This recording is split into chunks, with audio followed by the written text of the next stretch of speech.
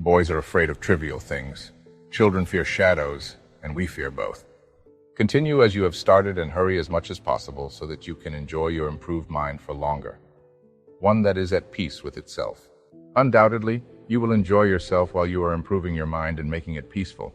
But the pleasure that comes from contemplation is quite different when one's mind is so pure that it shines without any blemishes.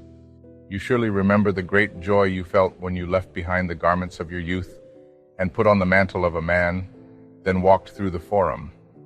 But now you can look forward to even greater joy when you discard your childish ways and wisdom welcomes you into the company of men. For it is not just youth that clings to us, but something worse, childishness. And this is a serious problem because we possess the authority of old age along with the foolishness of youth and even the foolishness of infancy. Boys are afraid of trivial things. Children fear shadows, and we fear both. All you need to do is move forward, and you'll understand that some things are less to be dreaded, precisely because they inspire us with great fear. No harm is great if it's the ultimate harm. Death comes, and it would be terrifying if it could stay with you. But death must either not come at all or come and pass away. You may object, it's difficult to reach a point where the mind can disregard life. But don't you see how insignificant reasons lead men to throw away their life? One person hangs himself outside of his lover's door. Another throws himself off a rooftop to avoid his ill-tempered master's taunts. And a third, to avoid capture after fleeing, drives a sword into his own stomach. Don't you believe that virtue can be as effective as extreme fear? No one can have a peaceful life if they worry too much about extending it, or think that living through many decades is a great blessing. Repeat this thought every day so that you can leave this life with contentment. Many people clutch and cling to life, just like those who are carried away by a rushing stream, grasping onto briars and sharp rocks. Most men ebb and flow in wretchedness between the fear of death and the hardships of life. They are unwilling to live, and yet they do not know how to die. Therefore, to live a fulfilling life, banish all worry about it. Even possessing good things won't make you happy if you can't accept the possibility of losing them. Losing something you didn't really need in the first place won't cause you much pain. So, train your mind to be strong and resilient in the face of the misfortune that afflicts even the most powerful.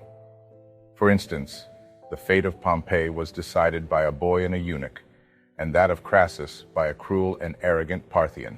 Gaius Caesar ordered Lepidus to expose his neck for the tribune Dexter's axe, and he himself offered his own throat to Chaerea. No one has ever been so favored by fortune that she did not threaten them as severely as she had previously favored them. Don't trust her apparent calm. In a moment, the sea can be stirred to its depths. The same ships that put on a splendid performance in the games can be swallowed by the waves on the very next day. Consider that a highwayman or an enemy could take your life, and every slave holds the power of life and death over you, even though they are not your master. So I tell you, one who doesn't value their own life is the master of yours. Think of those who have died in their own homes, either openly or by a sinister plot. You will then realize that just as many people have been killed by angry slaves as by angry kings. Therefore, it doesn't matter how powerful the person is, because everyone possesses the power to end your life and strike fear into your heart. But, you might argue, if you happen to be captured by the enemy, the conqueror will order you to be taken away. Yes, to the very place you were already headed. Why do you deceive yourself and need to be told now for the first time the fate that you have been facing all along? Trust me, you have been headed there since the day you were born. We need to ponder this and keep this in the back of our minds if we want to be at peace as we wait for our final hour, which is made uneasy by the fear of it. I must bring this letter to a close, but before I do, I want to share a quote that I came across today, which resonated with me. It's taken from someone else's writing, just like the other quotes I shared earlier.